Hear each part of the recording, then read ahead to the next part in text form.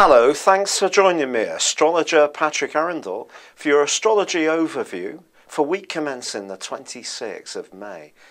This week begins with Mercury and Venus continuing to sparkle in an alliance, and they will do so all through this week. But the interesting thing is they're both going to be switching zodiac signs later in the week on Wednesday and Thursday respectively. But at the start of this week, Mercury is feeding into a great link with the North Node. So when it comes to your communications, think about the legacy of what they have. And if you've been a good communicator over a period of time, something very positive may develop for you this week. Now there's also a terrific link between the Sun in Gemini and Mars in Libra. This can give our idea zone, because both are air signs, a tremendous boost.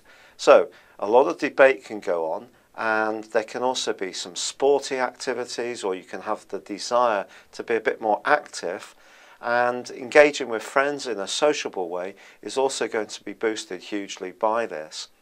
But by Wednesday we have a new moon in Gemini, which ordinarily would be an opportunity to enjoy using our minds to the maximum, but also becoming more conscious of what that means in terms of our emotions. So we don't always say exactly what we're thinking, and this new moon asks us to dovetail the things that are really important to us in a much better way. So in other words, have more sincere conversations with the people who are meaningful in our lives, such as close family, close friends, our neighbours, people we cooperate with on a daily basis.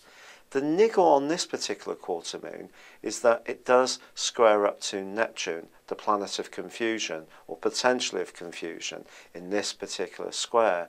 So it is going to be important to be conscious of being very clear, meaning what we say and saying what we mean. And when it comes to acting upon information, really researching it carefully, so we're not jumping into something based on a few onerous facts that might not actually be right. Now, this new moon, however, can still have a huge benefit. And if you're someone who loves to use your mind, who loves debates or learning new ideas or travelling or just moving around a lot, it's certainly going to be great. But from Wednesday, Venus moves out of Aries and into Taurus, one of the two planets that it rules. And this brings a more sensual, earthy element to the way that we think about the things we enjoy in life, whether it's good food, good wine, or perhaps even just being up close and personal to the one we care for. But Mercury moves on Thursday into Cancer. This is a much less sweet match.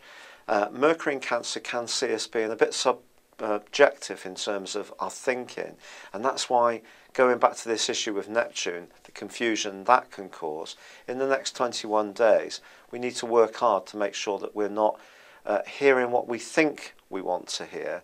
We're actually processing information we receive in a more logical and detached manner. So that can be a bit of a challenge being in Cancer, but at the same time a very caring location for Mercury, so our thoughts can be on helping people, engaging with people in a way which can be of assistance to them. But I think generally energy is going to be good this week, and there is going to be a chance for some fun, for some humour, but perhaps a little bit more sensitivity creeps in the second half of the week. It's been a real pleasure being with you. Thank you for joining me. Good luck and goodbye for now.